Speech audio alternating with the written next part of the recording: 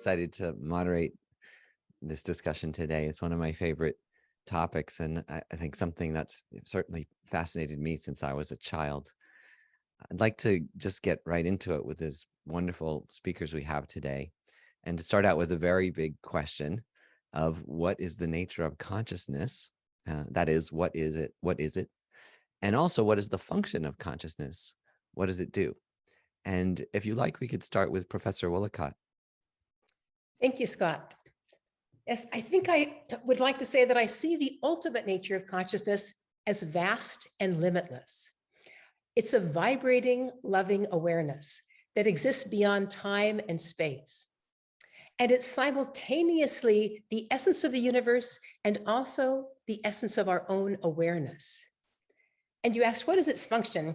And I think as this infinite consciousness is the essence and the foundation of the universe, I believe it is responsible for bringing this manifest universe into existence through its own infinite freedom and creativity. And this is part of its way of getting to know and experience all aspects of itself. And in fact, there's an ancient text from Kashmir from the 10th century by a sage named Utpaladeva that says that this act of creation is a play. And the term they use is krida in Sanskrit. And it means that manifestation is a playful, joyful, loving act of universal consciousness as a way of knowing itself. And in fact, the scientist Bernardo Kastrup, who is from the Netherlands, has said something similar. He says, life may be the way universal consciousness becomes cognitively aware of itself. And physicist Federico Fagin says that each act of self-knowing of the one consciousness creates what he calls a consciousness unit, a small self as a part of itself with the capacity to perceive and know itself and act with free will. And of course, that's all of us and the things of the universe. And of course, then people ask why we don't experience that consciousness fully. And I just want to say, I believe it's because in our own normal embodied existence, various parts of our mind-brain complex act as filters, that is, partial barriers of this experience. For example, there is considerable research now that John Verveke may talk about as well, about the default mode network in the brain, including the medial prefrontal cortex, the posterior cingulate cortex, which creates the narrative in our mind-brain complex of who we are and how we relate to the world. And I believe these stories fill much of our awareness during the day, filtering out those other experiences of vastness. And in fact, there are research studies by Judson Brewer and Roland Griffiths and others that show that when the default mode network's activity is reduced in meditation or with mind-altering substances like psilocybin, a more expanded awareness is experienced, as well as a sense of interconnectedness with others and with the universe. And this is often described as a mystical experience of oneness, joy, and absolute love, with our identity with the small self seeming to dissolve and only one vast self remaining. So in concluding, I would say, according to this view, the brain and its sense organs are not the source of our mental experience, but they act as a receiver or a filter, and they typically reduce the extent of information we experientially receive from that vast consciousness, which I believe is our essence. Beautiful. A very spiritual answer from a scientist. So. Swamiji, do you want to talk a little bit about your perspective and your tradition's perspective? Thank you, Scott. And if I were to put it in one word, I would say that, what she just said just now. I'll put it more or less the same thing from a different perspective and different language. So we can start with the function of consciousness, and that would be illumination, revelation, experience itself. So what does consciousness do? It reveals itself and it reveals everything else. So there's a Sanskrit word for that, prakasha, which is also the Sanskrit word for light. So light is often a metaphor. We don't mean that consciousness is a material light, but it's somewhat like light. For example, if you switch on a light, it reveals everything in a dark room, and it reveals its own existence also. Exactly like that, consciousness reveals everything in our life. If you just think about it, our life is basically the illumination of consciousness illumining things. So whether in different modes, whether we are seeing or hearing or smelling or tasting or touching, or thinking or remembering or desiring, or the sense of self, all of that, these are experiences. And all experiences are nothing but this illumination, consciousness illumining objects. And these objects may be external objects like a computer or a flower or a person out there, or it could be internal objects. Internal, I mean internal to the mind, first person experiences of thoughts, feelings, memories. All of these are revealed by consciousness. So consciousness plus an object is experience. And our life is nothing but a series of experiences. It would be helpful to distinguish consciousness from, let's say, knowledge. So there are all these very smart machines nowadays. For example, the very computer I'm sitting facing, in one sense, it is gathering information. There's a camera and there are microphones, and in many ways, it is sucking in information from its environment and transmitting it. Much like what consciousness does, except for one thing. There is no, as far as we know, no internal first-person experience of what it is like to be a laptop. So all these machines, which actually gather information and in some sense generate knowledge, quote unquote, there is no internal feel what it's like to be from inside, let's say.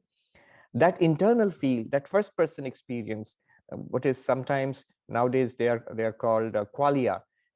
All of these are various attempts at trying to describe what consciousness does. What is it in itself?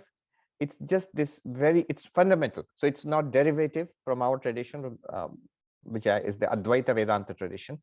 It's a fundamental reality. It's not derived from brain or anything else.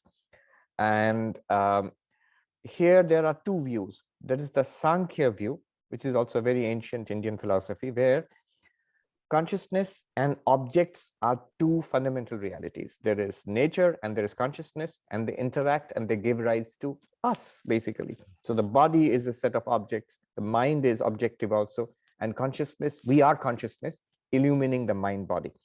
And the external universe is also objective. So that way, Sankhya would get along merrily with science, at least, I mean, to a very great extent. Now, Advaita Vedanta takes up from there and says, what is the relationship between consciousness and the objects it illumines? And Advaita Vedanta would say something very much like what Marjorie just said from the Kashmiri Shaiva tradition, that the entire objective universe is not out there, but it's rather in consciousness. And it's basically consciousness appearing to itself as its own objects. So I realize that's a sort of metaphysically vast answer. Let's just put it this way. Consciousness is fundamental ontologically because it's the ultimate reality. It's fundamental epistemologically because that makes all knowledge and experience possible. It's also fundamental axiologically because this is what ultimately seeks and provides meaning. So these are the three terms: Sat, pure being; Chit, pure awareness; and Ananda, pure bliss, which sort of are the Advaita Vedanta answers to the three fundamental questions of all philosophy. What's real? How do we know anything? And what's the point of it all? And all of them would be consciousness. That's beautiful. Professor Verveke, can you talk a little bit about this question? And you're still anchored too in your current academic stream and your peers. So how do you defend some of these more expansive ideas of consciousness too? And what does science say today about consciousness? So I'll first try and talk about the questions. Yeah. I recently gave a talk on the Consciousness and Conscience Conference where I talked about the three questions. The first two that have been mentioned: what's the nature? That's how does something like consciousness exist in this universe? The function is, what does consciousness do? And then the third is, what's the relationship between those two questions? Can they be answered independently or interdependently? The first is a third question. I think it's really ultimately not possible to talk about function without talking about nature, or to talk about nature without talking about function. I can give a larger argument, but I think that's an intuitively graspable claim. So we need a way of answering these two questions together. And what I find problematic is usually that they're not answered in an integrated fashion. One question is given priority, and then the other one is derived from it. I instead would argue that there's a way of answering the two of these together. And the way to do that is to first see from a cognitive science perspective why the two questions are challenging, why they're problematic, why consciousness is the holy grail of cognitive science.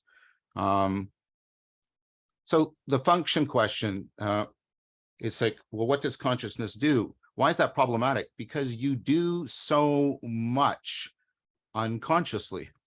There are sounds coming out of my face hole, and they're becoming ideas in your mind, and you have no awareness or even knowledge of how that is happening. You can be driving down the highway without any awareness at all, automatic pilot, and then you realize, oh, I haven't been paying attention at all. And so this is a question of, given that you are capable of very complex, very sophisticated, intelligent behavior without consciousness or awareness, what's it for? What's it do? The next question, the nature question, is consciousness seems to be radically unlike the rest of things. Swami said, you know, what's it like? It seems to be one of the fundamental features of consciousness, and to be about something. I'm conscious of the room, I'm conscious of you. These features don't seem to be, at least apparently, properties of physical things. This doesn't seem to be about anything else, and it's given me no evidence that it has a first-person perspective of what it's like to be this rock. And so it's, how does something like consciousness exist in a world that does not seem to apparently have all of the features of consciousness? That's the nature question. The function question, I think there's a growing consensus as to what the function of consciousness is. And the way to do that is to ask, what are those kinds of actions that seem to require conscious experience?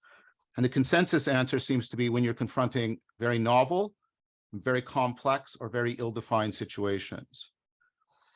And what goes on with that then is a broader view. And I want to pick up on something Swami said. The computers are taking in all kinds of information. Yeah, they are. But we are having a lot of difficulty actually making them intelligent because they lack a property that we possess, which is the computers don't care about the information they're processing, and you do. And that is really central to being an intelligent being. There is so much information you can be aware of.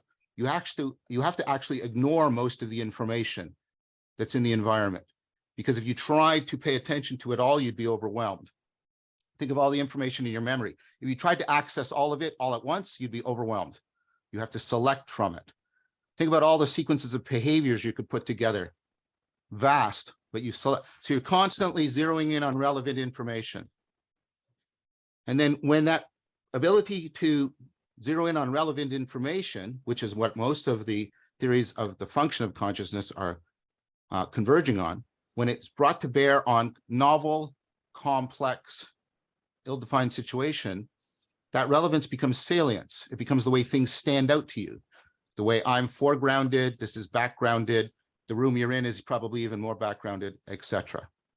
And so you're doing all of this relevance realization, salience landscaping, sizing up of the world. And this is very central. Now, I think we have to be very careful about the hard problem.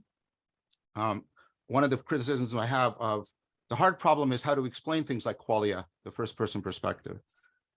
And one of the problems is that we have to distinguish between the qualia that are necessary to consciousness and those that are just often found in consciousness. So in meditative states, people can often realize what's called the pure consciousness event. They are not aware of the world. They're not aware. They're not even self-aware. They're just purely conscious. This is well documented. And what's interesting about that is a lot of the favorite qualia philosophers, the greenness of green, the blueness of blue, the sense of self disappear. But the person hasn't blacked out. They haven't become unconscious. So what remain are the adverbial qualia, the here-ness, the now-ness, the unity. Those are often described in superlatives. Eternity is a complete here, complete now, complete unity.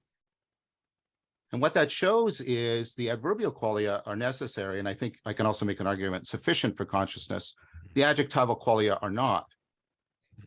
Now, what are those adverbial qualia? Well, the here-ness and the now-ness and the togetherness are your basic way of sizing up and salience landscaping your world. What it's like to be here now in this state of mind. That's my perspectival knowing. That's what consciousness is doing. So its function is to do salience landscaping, and its nature as adverbial qualia is the kind of thing that emerge when a being is capable of doing salience landscaping.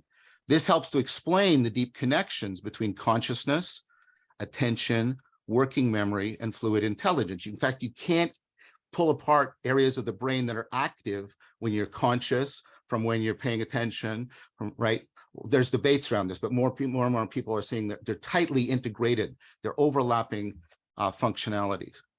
I agree with Marjorie in that I think consciousness is a filter, but I think that the brain is a filter, but I think consciousness is the filtering rather than consciousness is being filtered by our brain. I think consciousness is precisely how we're filtering the environment.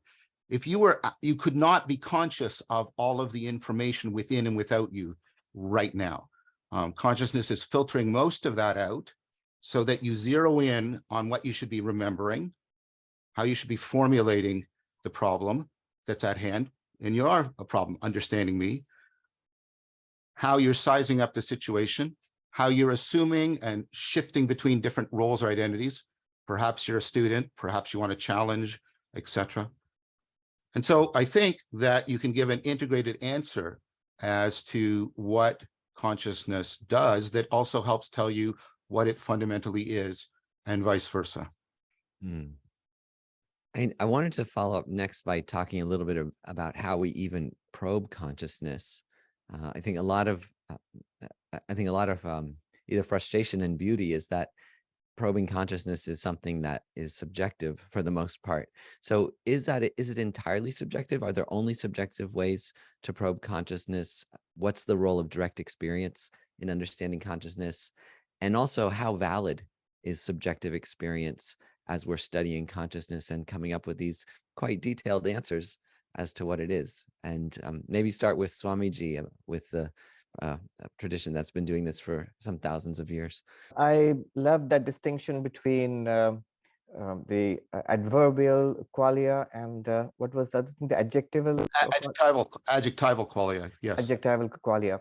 That's immediately recalled to me the basics of the Yoga Sutras, which says that when you purge consciousness of all objective experience, which would be the adjectival qualia, I guess, yes. And then you are left with the nature of consciousness itself, which would be the adverbial qualia, which is, it fits in very well, that kind of thing. And then they give actual practices which will enable us to do that. Yeah, so that's really very interesting. One important distinction I would like to make, which will help us in this inquiry about whether it's subjective or not, is what is subjective and what is objective. From an Advaita or Sankhya perspective, whatever appears to consciousness is an object to consciousness, just by definition. So whatever you are aware of, if you can say this, if you can designate it with this, then it's an object. And that to which those are objects, that's the real subject. Now, why is this distinction important? It is quite different from the way we talk about consciousness in general in the philosophy of mind or in neuroscience or in consciousness studies, even now. So right now, when you ask the question, is it entirely subjective? The way we are talking about consciousness, it's already sort of implicit there that the things in the world out there, which is sort of publicly shared with us, so the room and the body and our behavior and our language, this would be objects. And the rest of it, internal, first-person experience, is all subject. But if you make if you take the definition of whatever appears to consciousness is an object, then a good deal of what is our internal experience, thoughts, emotions, perceptions, all the adjectival qualia, they would also be objects. They would no longer be the subject. So that's the track which Advaita, Sankhya, Patanjali Yoga, all of these traditions they take in investigating what is consciousness. Just take this definition that whatever appears is an object. The philosopher Arindam Chakravarti, who's in Hawaii, he puts it very well. He says, an object is anything that objects to consciousness. So imagine consciousness like a limitless field spreading out there, and it encounters forms and sounds and smells and thoughts and memories, and all of them are objects. So this field encounters it and it lights it up, and then you have an experience. So those are events. Right. So the way to investigate consciousness from these ancient traditions, they're all inside out ways. So, and the reason it works so well is, notice, consciousness is something that's continuously available to all of us. Notice the difference between the inquiry in consciousness studies and the inquiry, say, in particle physics or neuroscience. Black hole or strings, superstrings is not something that is at all evident to us. It requires super specialized investigation, theoretical and experimental, to find out anything at all about those things. Or even neuroscience. It's right here in the brains, but neuronal activity, but it takes sophisticated science and instrumentation to find out something about that. But consciousness, on the other hand, has been something that's always available to all of us all the time. In fact, some would argue that's all that is available to us anyway. So subjective inquiry into consciousness has always been possible, which is why you have had theories of consciousness in the most ancient Indian, Chinese, Greek traditions. The most ancient thinkers have always had something interesting to say about consciousness. They might not have anything at all to say about the brain or neurons, for example. So an inside-out investigation, and there are methodologies for this investigation in yoga.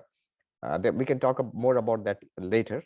Meditative inquiries and philosophical inquiries, both inside out. And I'll talk something more about that when the time comes.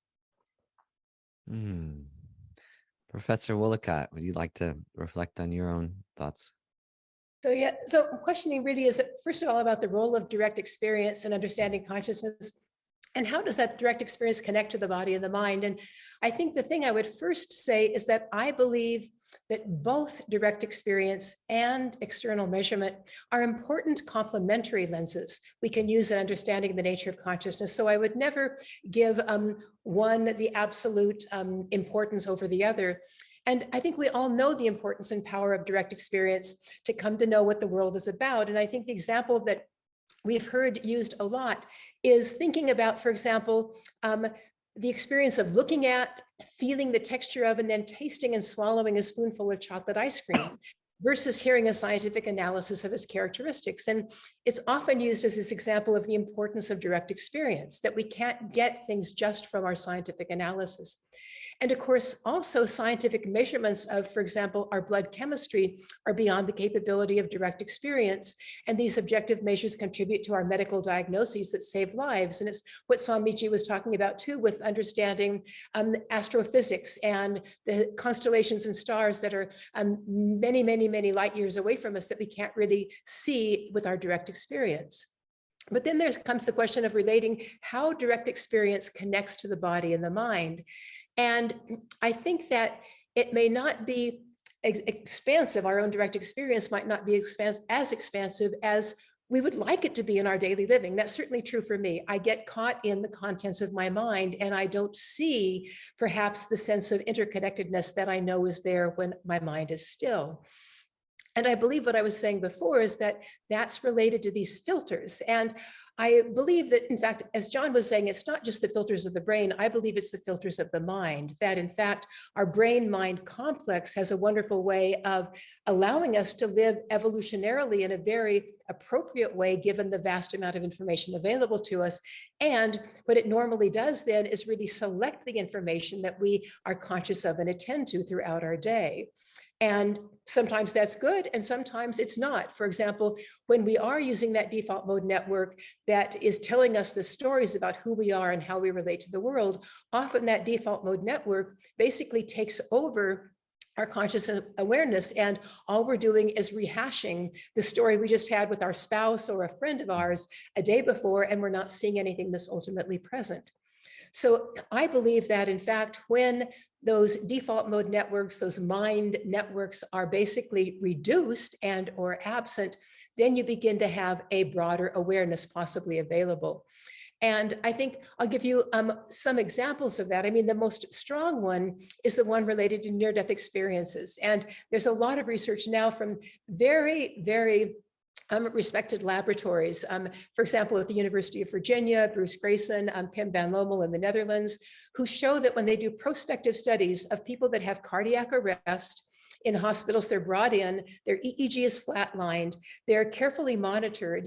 And what they find is when they are able to resuscitate a certain portion of those people with cardiac arrest, and they ask them what happened to you, they say that they actually had an experience of leaving their body. Their awareness left their body. It went someplace above the body in the resuscitation room of the hospital, and it watched all the events that were happening.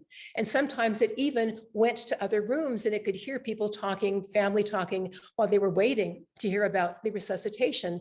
And they come back and they tell the staff what actually happened. And the interesting thing is that the staff in this case actually can verify that everything the person said was accurate, and they know that the EEG was flatlined.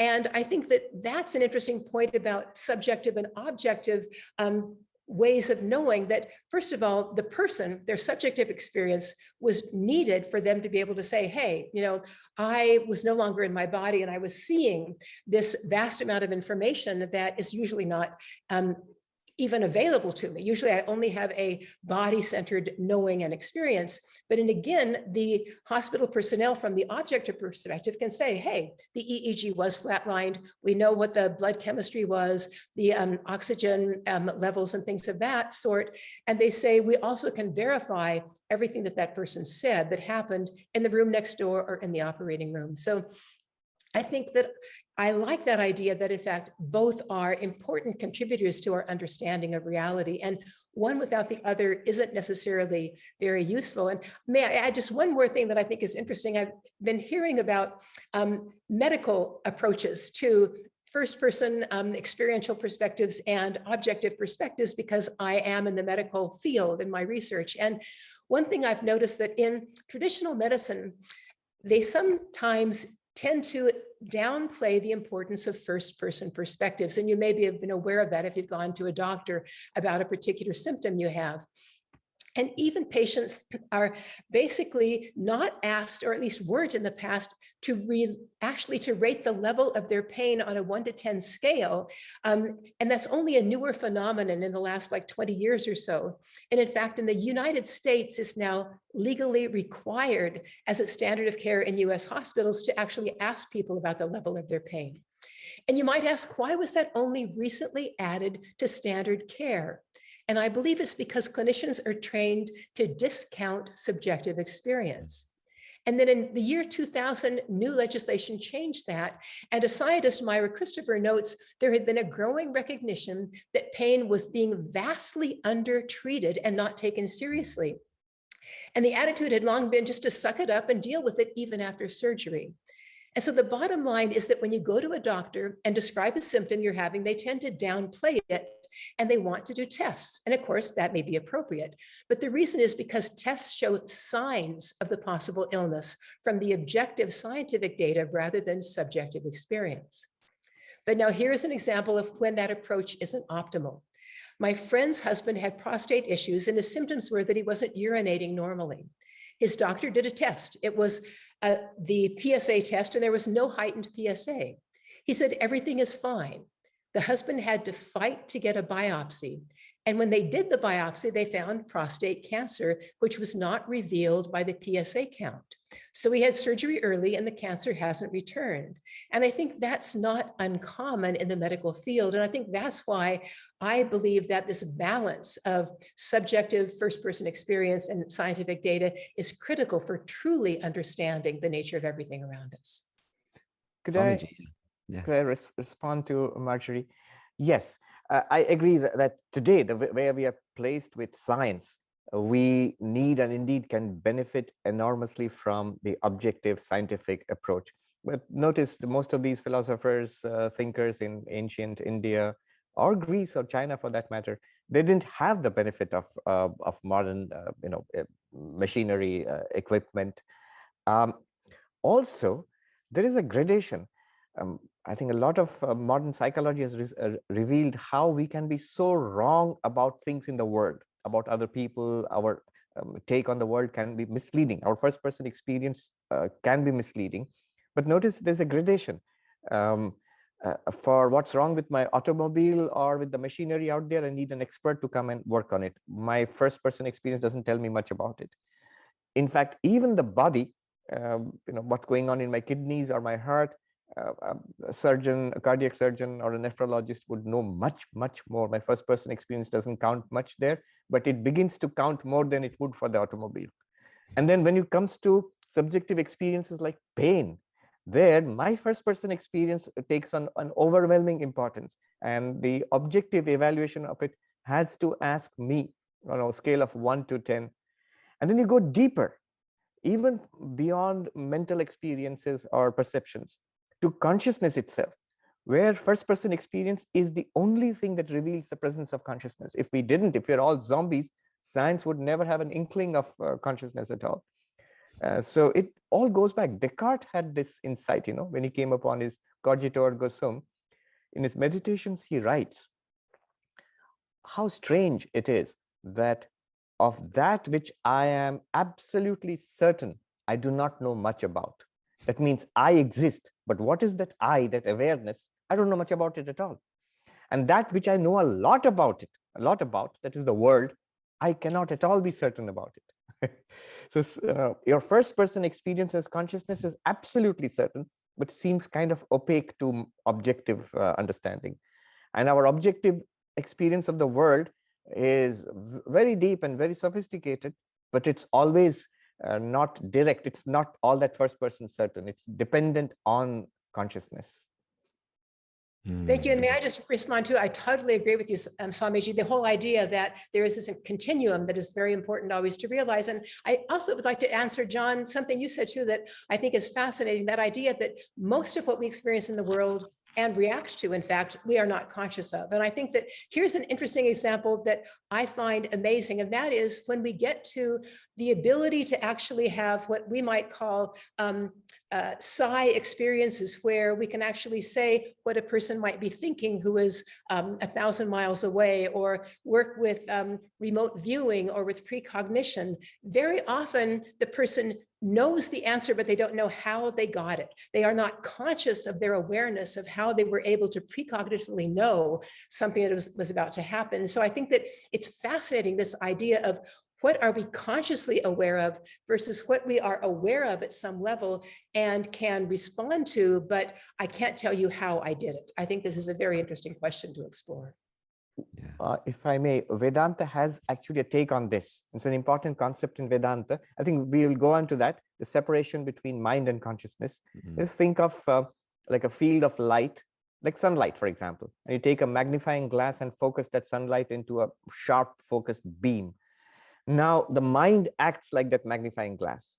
And so our attention, our deliberate knowing, what you call conscious knowing, that's all mind, but it takes consciousness to do that. So when we say we are not conscious, certain things are going on, certain processes, certain activities, we are not conscious there, Vedanta would differ. It would say that you are conscious, but you don't know it.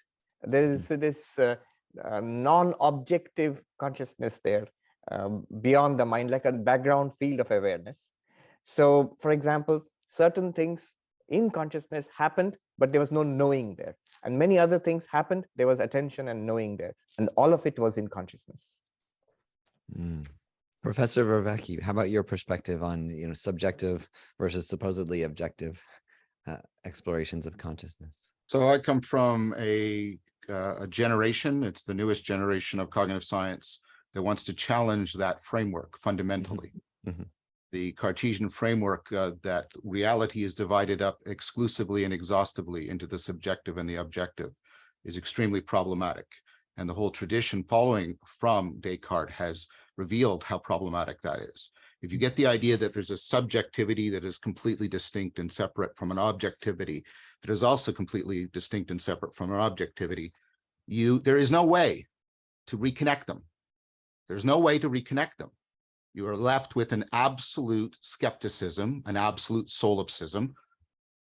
Even your own memories of your past, because they involve memories of your body that's in the objective world, become separated from you.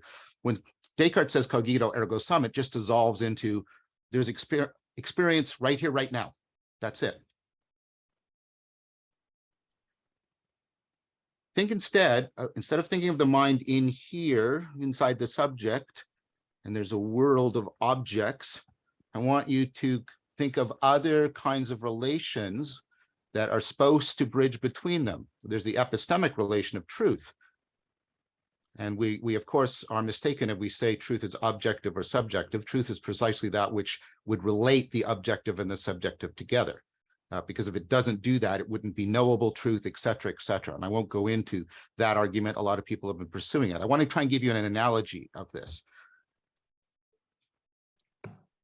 The adaptivity of an organism, an important biological feature in Darwinian evolution. Is the adaptivity in the organism? Does the great white shark possess adaptivity? No, because if I put it in this Sahara Desert, it dies. Is the adaptivity in the environment? That doesn't make any sense. Environments support many different kinds of creatures. Where's the adaptivity? It is a real relation, a transjective relation between the organism and the environment. Look at this bottle. We often talk about the mind grasping things.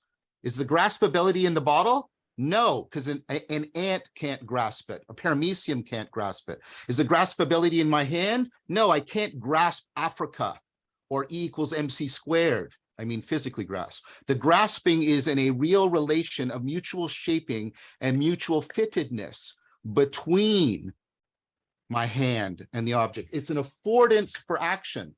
This is Gibson's idea of perception. Perception is about affordances. And affordances are not in me, and they're not in the world. They are properly between me and the world. And that's how awareness works too. That's the intentionality that is so central to consciousness.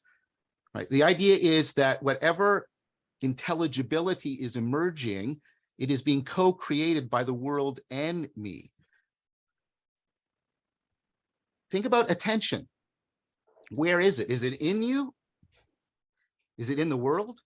It's a proper connecting between the world. We talk about attention and as if it's like a light, we shine on things.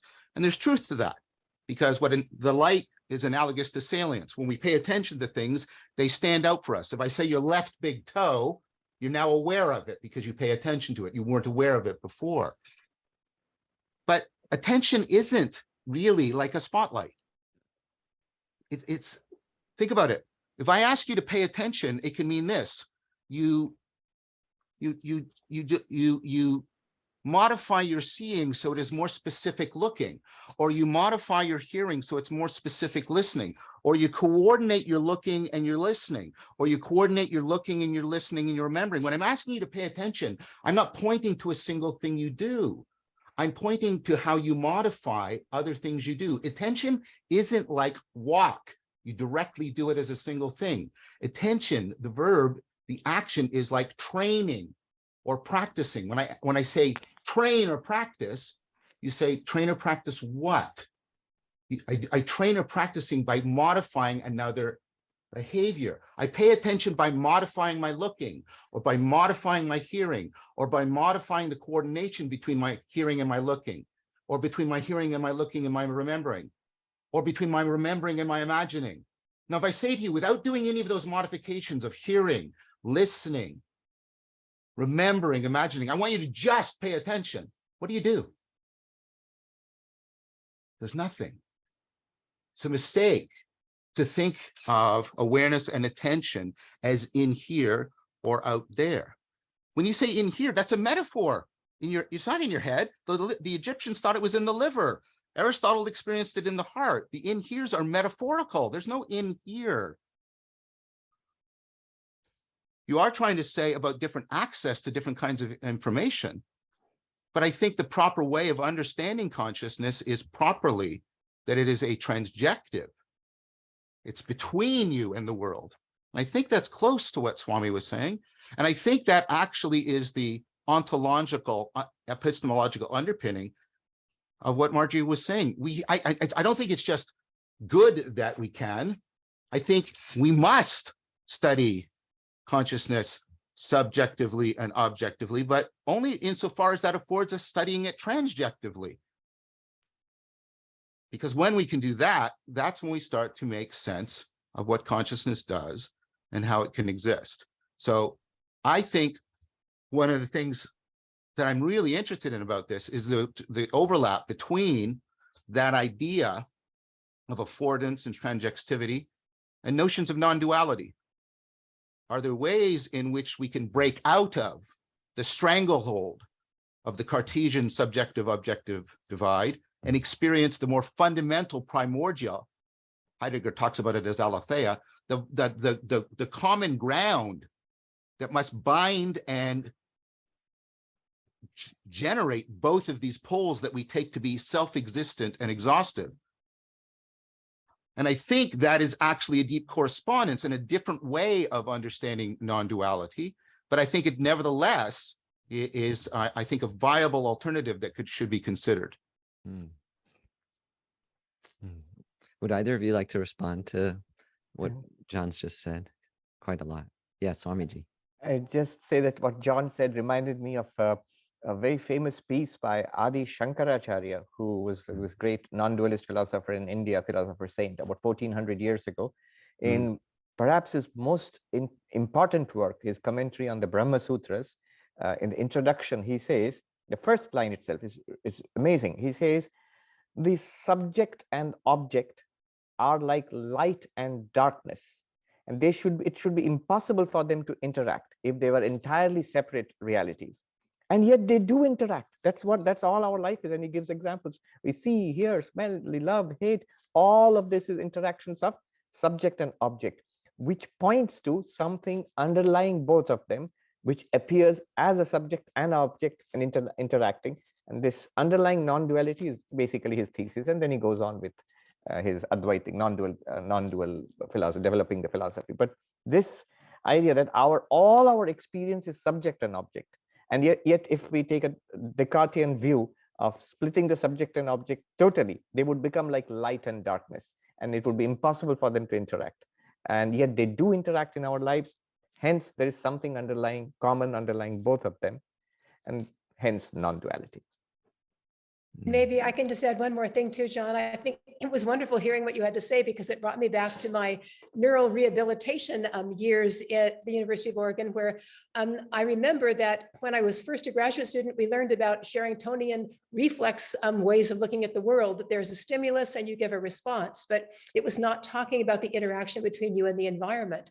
And then there's something that came a little bit later in probably about the 1990s, which was what we called ecological psychology, which is exactly what we were talking about, how the environment affords us meaning for what we need and what we want. And it took a whole different view of how we interact with the environment, and that we aren't separate from the stimulus and the response are not from totally separate organisms. So I definitely appreciate that understanding that we're all trying to decide how the environment affords us a way of satisfying our needs, our desires, et cetera.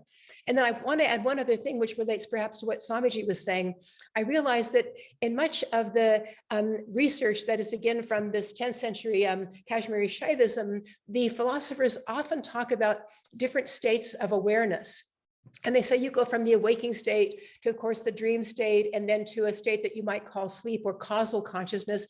But then you can go also to this pure awareness that we talk about. But they say that the pure awareness that they call Turiya is not the final state. The final state is Turiya Tita, which is when you bring that awareness down into everything you do every day, so that, again, they are connected. And you are truly aware of awareness within every action, everything you're doing. And I like that non-dual flavor, that's the critical issue, that we aren't trying to escape from the world, but we're trying to bring our awareness, our recognition of who we are and the non-duality into every moment of our lives. I'd like to respond to both of those if I could, with the framing I was proposing to, and notice the word I just used, framing. the idea that we are constantly framing experience because we have combinatorial explosive amount of information without and within.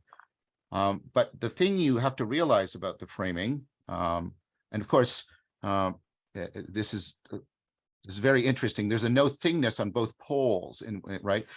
Everything that is outside of my frame is not in any way a thing for me, precisely because it is not standing out for me or standing to me or being presented to me.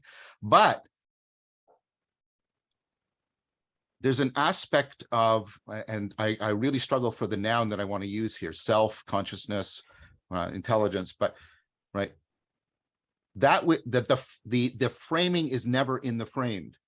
Like, let me take this metaphor, right? I'm looking through my glasses. They're transparent to me.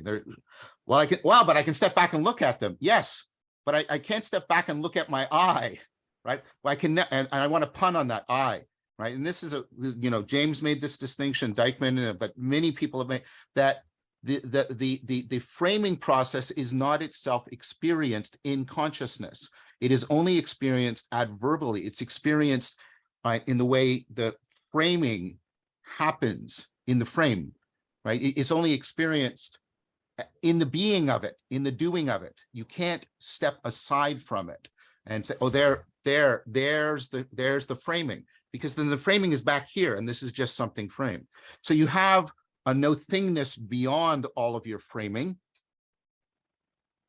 in the world, and you have a no-thingness within. And there's a way in which that phenomenology follows from the function of the fact that intelligence and consciousness are both trying this, they're constantly engaged in this process of zeroing in on the relevant information within and without and ignoring the irrelevant information. But here's what I want to propose to you. You can come to a state where that relevance realization process realizes that it itself is irrelevant. What would that be? That would be a state in which I'm simultaneously finding everything salient and therefore nothing's salient. You can actually induce this. It's called a salience-Ganzfeld. This is, right, that I'm not trying to relate to any particular being, because as soon as I are relating to beings, I fall into that combinatorial problem. But when I'm trying to relate to the ground of being per se, then relevance realization realizes its own irrelevance, because it has to be equally distributed over everything, and therefore it is equally distributed over nothing, because it is saying everything is salient is like saying everything is tall. It's a meaningless statement. And so I think what I'm trying to cross as much of the distance between myself and Marjorie and Swami by trying to show how I think a lot of the functionality that I've been describing can account for a lot of the phenomenology. I'm not trying to explain these things away, non-duality, pure consciousness, resonant at oneness. I want to try and understand them in the terms that also go to the very heart and guts, are the ground of our very capacity for an intelligence and consciousness. That's how I'm seeing this project. And I know it's not exactly the same the way the two of you are, but I'm trying to engage in good faith dialogue here. I'm trying to reach out to as much of the phenomenology that the two of you are emphasizing as I can.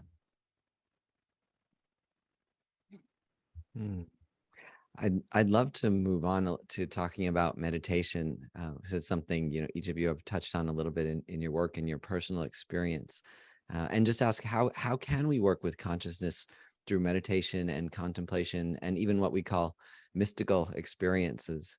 I recently saw that science even has something called a mystical experience questionnaire, like 30 questions. I've used it. To define. I've used it in an experiment. Yeah, maybe you could start.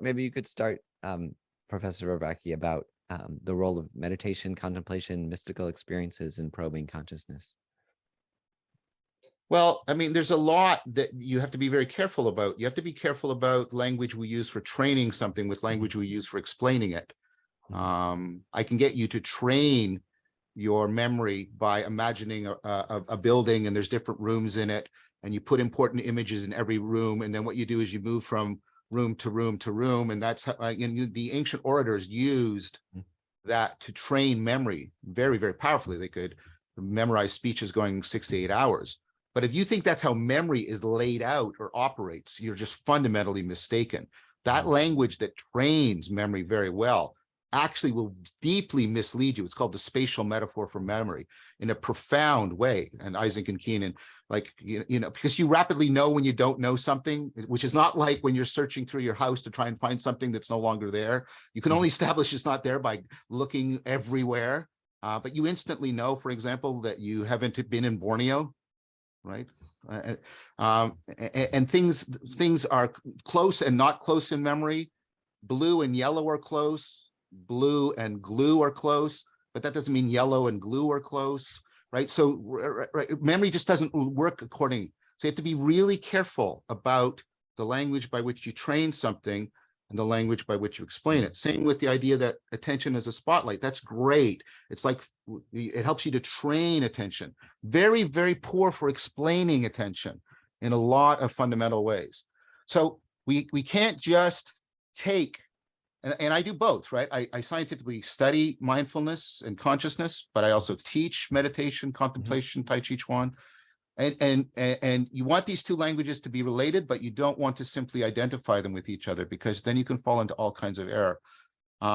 So I think you can study these experiences in a way that helps be very careful about what it is they can tell us, how they can provide us knowledge, which is one thing, which is very different from how we can train them to become wiser. And those aren't the same thing. Knowledge is about evidence to establish truth, right? Whereas wisdom is, you know, about zeroing in on what's relevant, so to avoid being self-deceived and self-destructive, avoid foolishness. Knowledge overcomes ignorance, wisdom overcomes foolishness, and ignorance and foolishness are not the same. Now, why am I saying all that? Because I think it's very, very, you have to be very, very careful of concluding about that you've acquired a certain kind of knowledge from an altered state of consciousness because of the pluralism problem. The pluralism problem is that, right, people will go into these experiences and come out with different descriptions. This is Katz's sort of critique. Like, you can study, people will go into experiences and they'll come out of this and they've had this profound mystical experience, and they'll say, I experienced everything as one, and now I know there's a God. And people will come out of this and say, I experienced everything as one, and now I know there's no God. And believe me, I can give you lots of reports like that, where there's all kinds of variation. And so you have to be very, very careful about what is actually shared and what isn't. I think what's happening in these mystical experiences, I think there's very good objective evidence that it gives people two important components of becoming wiser. These mystical experiences tend to make people more, they find more meaning in their life. That's the experience. That's the study we ran. It's a simple study. I would have thought that people had done this before. Apparently not. How many mystical experiences have you had? How meaningful do you find your life? Is there a correlation? You would have thought somebody had bothered to do that. Nobody done it. The answer is yes.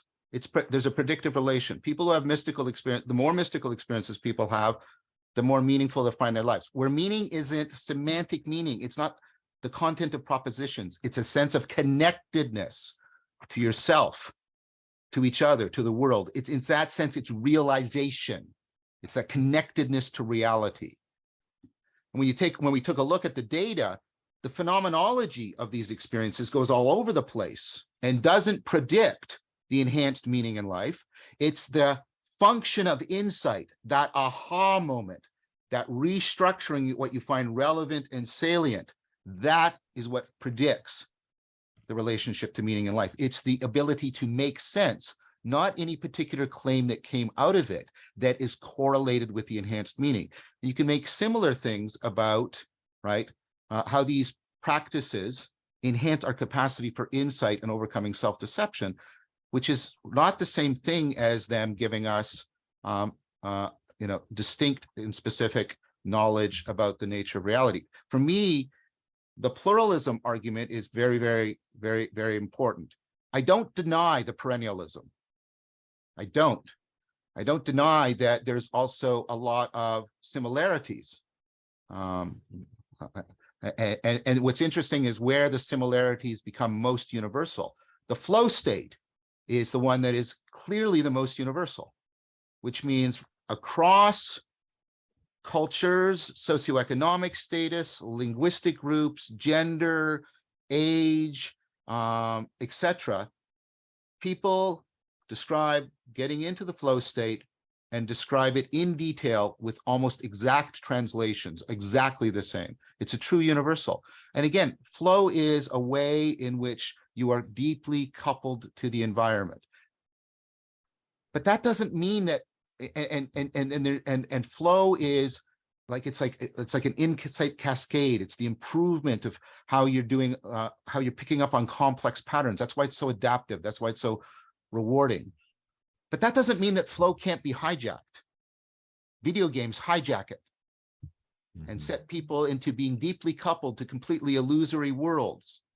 This is what I mean by flow has the capacity to make you wiser, but you can't just immediately conclude from within a flow state that any conclusions about reality you draw should be taken unquestionably. So for me, I think we have to be very, very careful about what these experiences do afford us and what they don't afford us. I try to answer that, relieve that tension between the perennialists and the constructivists by saying, I'm not sure about fundamental knowledge, but there's really good empirical evidence for an improvement in wisdom. And I think the fact that our culture has lost the distinction between wisdom and knowledge is also very, very problematic and can distort how we try to answer some of these questions. Professor Woollacott, what about your take on the relationship between meditation, mystical experiences, consciousness, and response to anything that Professor Verveke talked about? The question that is often asked by great meditation teachers to their students to help them see their essential nature as awareness. And again, I love the idea that John just used of the frame, whether it's the frame of our glasses and the fact that we don't see it. But I think what they're trying to get people to do is to shift their frame of seeing only the contents of their consciousness as their awareness versus actually recognizing that there is awareness that's pouring out of that point of awareness within them and that actually make it broader. And of course, that question that we all know is, who am I? And it's that way of helping them see the difference between pure awareness and contents of awareness. And as Swamiji would tell us, it's often called Atma Vichara in Sanskrit. So in answering the question, I would say that typically when we don't recognize our pure awareness as the essence of who we are, we say things like, I'm happy, I'm sad, I'm confused, I'm fat, I'm thin, identifying obviously with our emotions or with the qualities of our body. And what I found is that when we keep turning to our question of who am I and say to ourselves, who had that experience? Or in that experience, where were you? Where was I? Where is that I located? We begin to see that the I isn't the body and it's not the content of our thoughts, but that awareness is always there behind those contents. And I found that that was a very powerful exercise for me to begin to do myself in my own practices, to begin to see that truly there was this awareness that has no content per se that was shining outward. And of course, as soon as I try to say the word awareness, I've made it into an object. And so I have to even try to keep going back to who is that I. So I think that that is one very powerful way that I'm sure Swamiji uses and many other people use in trying to help us recognize, do a different frame on who we really are. And Swamiji. Well, I'm scared that I'm going to be out of a job soon. John and Marjorie, the way they're going, they're going to put me out of a job. But I'll just share and a meditation exercise is more like a thought experiment and also a meditation exercise, which sort of encapsulates what John just said and Marjorie supported and reiterated in her own words. This is from a text called Drigdrishya Viveka, the discernment of the seer and the seen. And it was written about 600 years ago, probably in the south of India. And I'll just give you the first verse and you'll see what I mean. The first verse goes like this. I'll chant the Sanskrit more for my benefit. It's good to listen to the original Sanskrit also, and then I'll translate. Rupam drishyam lochanam drik tadrishyam driktu manasam drishyadhi vrittaya sakshi drigeva natu drishyate. So, forms are seen, the eyes are the seer. The eyes are seen, the mind is the seer. The mind is seen, the witness is the seer. The witness can never be seen. I mean, if you get the point of it, the idea is that we are seeking what am I exactly, or who am I? This is Atma Vichara, as Marjorie said. It's inquiry into the self, as trying to discern what I really am.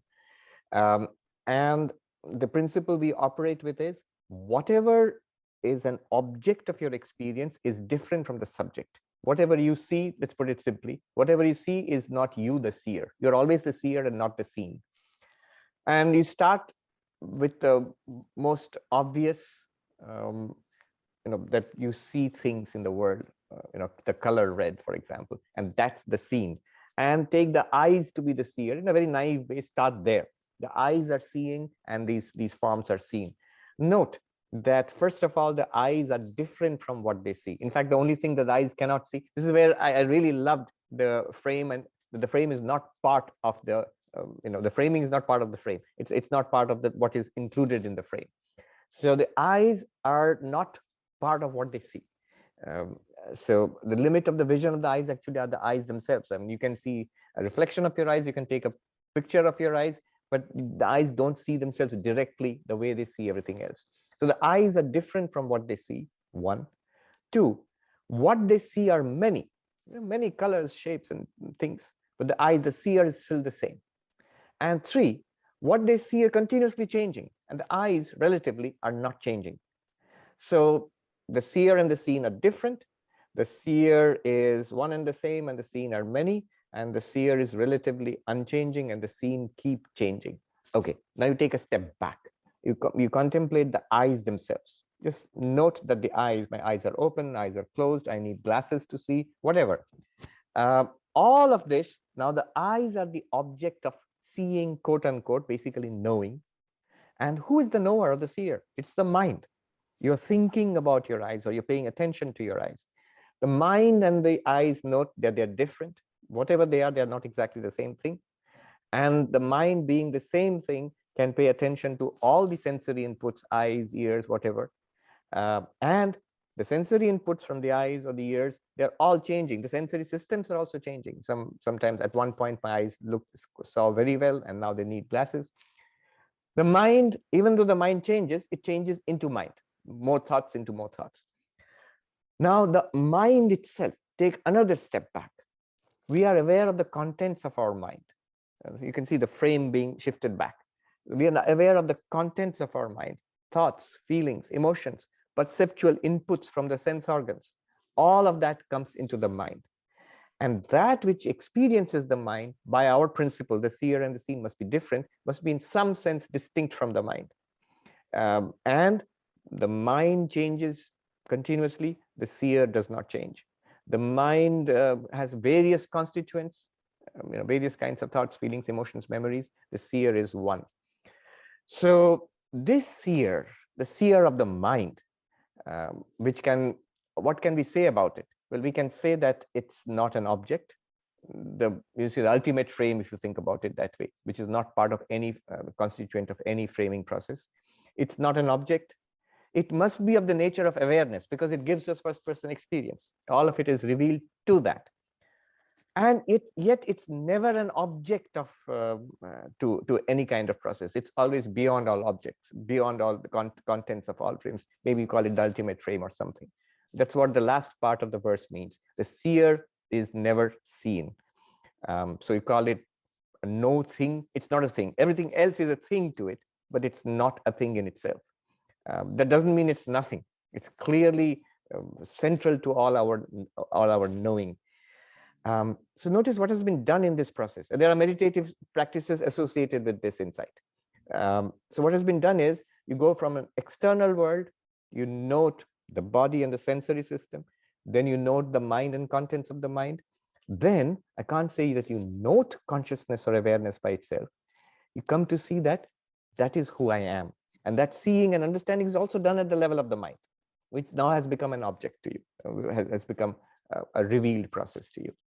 From an Advaitic perspective, if you have objects and consciousness or subject, and if the idea is to appreciate ourselves as a limitless awareness, non-objective awareness, one way meditation might help is to provide dramatic contents, hitherto unseen, unexperienced, and not experienced contents. So you have a mystical experience of God or oneness or light or the voice of God speaking to you. These are mystical experiences, but these are just contents also. So that would be one way of somehow making the mind free itself of its ordinary range of contents and see some extraordinary content. But Advaita Vedanta says that what pure consciousness is, our real nature, it's always available, not just available when we have mystical experiences. That's the beauty, I think, of the Advaitic approach. It says that it's available right now. I was just thinking when you mentioned the default mode network. Yes, default mode network, and how you suppress that by psilocybin or meditation or something, and then you get extraordinary experiences. Advaita would say, even when the default mode network is working in high gear, you as pure consciousness are available. It would object to the terminology of a pure consciousness event. What Advaita would say is that you have suppressed objects presented to consciousness to such an extraordinary extent for a while that you thought you had a pure consciousness event. But pure consciousness is not an event. It's that to which all events appear and which reveals all events. And so the way to appreciate yourself as pure consciousness would not be to generate various kinds of mystical experiences. You could do that. That would be a wonderful way. But also to see that it's constantly, all the time, choicelessly available to us, and that's what we are. Beautiful. I'd like to add one thing, which is, and this could be because of the West's importation and reduction of mindfulness ecologies, of practices into a single thing. If meditation is this, why would I want to do this? Instead of looking through my framing, I want to look at my framing because I want to see how it might be distorting my framing. Right? Exactly. But how do I know if I've cleansed my glasses? Do I keep cleaning them? Do I keep meditating? No, you have to do the opposite. You have to put your glasses back on and see if you can see more deeply and clearly in the world. That's a contemplative practice. Contemplation is the Latin word contemplatio, which comes from the Greek word theoria, which is where we get our word theory from. It means to see deeply into reality. And what you actually want, and you can see this from the literature, I do a lot of work on this, when insight, when people realize they've misframed. Well, give me a concrete example. This kind of thing happens to you every day, small or big. I thought she was angry, but I realize now, look at the word, I realize now she's afraid. I've been misframing all of this. Listen to the language. I mistook it the wrong way. That's an insight. But that has two moments to it. You have to realize that you have a distorted framing. That's what meditation helps get you better at. But you also need contemplative practices that help you restructure, reinterpret what you found relevant or salient before. That's what the insight is. That's what the ha-ha moment is. It's very important to understand that we shouldn't be asking the question about meditation per se. Will meditation, compared to people that don't meditate, improve your insight capacities? Yes. But people who do both meditative and contemplative practices do much better. People who do both a seated mindfulness and a moving mindfulness do better. You need a whole ecology of practices if you want to enhance the capacity. Now, I agree with Swami. I don't try to make sort of profound claims on the basis of these extraordinary experiences without due caution, because they can make you overestimate their importance. I think that's what he was saying, and make you draw the wrong ontological conclusion, like those dimensions of reality are only disclosed in altered states of consciousness. That's what I heard you saying. But I do think what we can ask is what affords coming to a better ontology, and that surely has the necessary requirement of a comprehensive and systematic reduction in self-deception. That's what I mean by wisdom. And insofar as meditation and contemplation can give you not just insight, and think about that, the kind of meditation I practice, Vipassana, translates as insight, right? Not just an insight into this problem, but what about an insight into a whole set of problems? What about an insight into how your egocentrism so fundamentally distorts your reasoning and your perception? You can get systemic and systematic kinds of insight from very comprehensive training. And what that, but that training is better trained by an ecology of practices rather than by a single practice. And part of that should also be dialogical practices.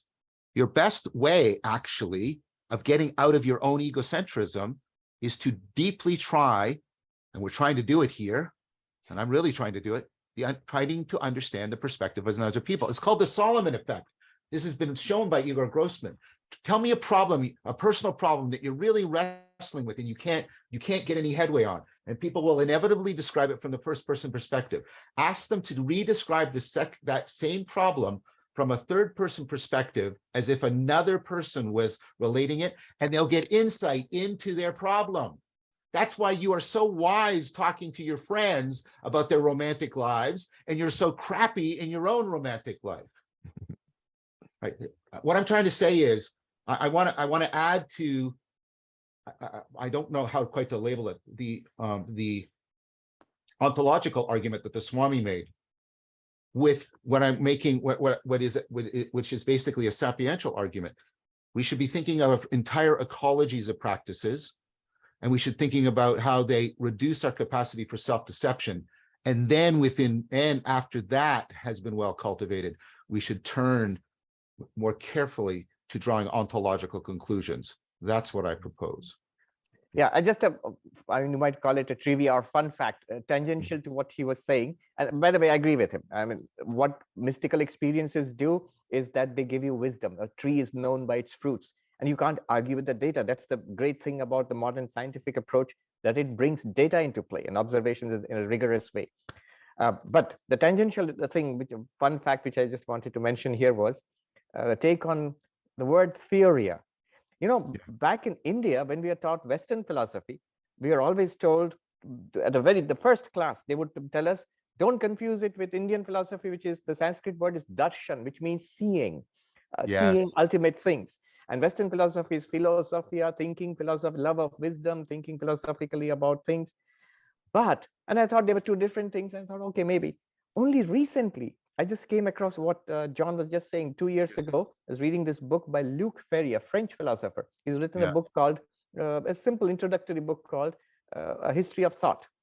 And there he says, philosophy is not quite the right word. The right word is theory, coming from theoria, which means seeing ultimate things. And I went, aha, look, it's exactly the same thing. Darshan, seeing ultimate things. And in Western, the term would be theoria, seeing ultimate things.